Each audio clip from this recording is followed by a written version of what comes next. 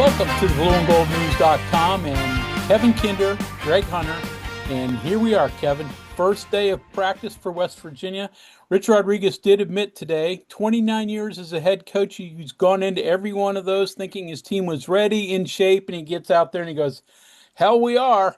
So, no, they're not in shape, but 119 by my count on the field, or at least on the roster, but there could be more. Rich even admitted that this whole new 5-for-5 chaotic situation may lead to a couple additions. What do you think? Yeah, I mean, the roster is supposed to be limited to 105 in football, but there's several different things working against that. Number one, so that you didn't have to cut walk-ons or people from previous years.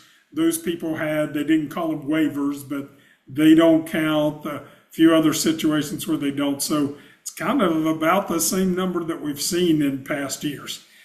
I think it's going to be very difficult to add more than maybe one or at most two difference makers, if you will. At this point, if it's players that haven't been in the program, haven't gone through spring or summer or anything like that, I think it's really tough in football to jump those in. Now, you might get somebody that's a specialist, a pass rusher, something like that, but I think it's going to be kind of like it was in past seasons. But as always, you get to the first day and hey, football practice is starting, and then, well, we really don't know what's going on yet. Just, again, your own opinion in terms of if you could add a player at one position, let's say there's just one spot available.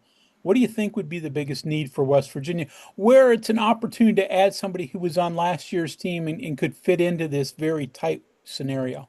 I mean, secondary fits in with that. Obviously, there's a couple of players looking there. If we're open to any position, a pass rusher. I just think that was something that was missing consistently last year. We talked to defensive coordinator Zach Alley, obviously, about that today. And, he pointed out a couple of things that can go into making a good pass rusher. But, man, if you can get one more player at that position, I think that can really make a difference.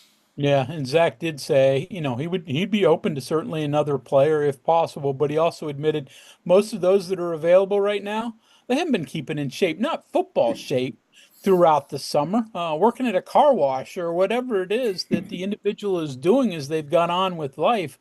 So that would maybe be as big a concern as just getting somebody that knows your system.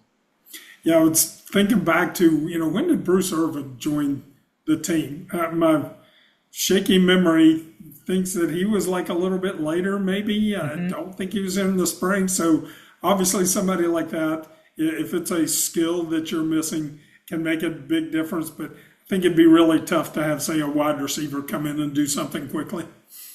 So here we are, first day of practice today, but they're off and running now. I mean, camp's going to last for the next 2 weeks until school starts at WVU in a couple of weeks. So this thing's going, and we'll be with them every step of the way. Keep you up with bluegoldnews.com.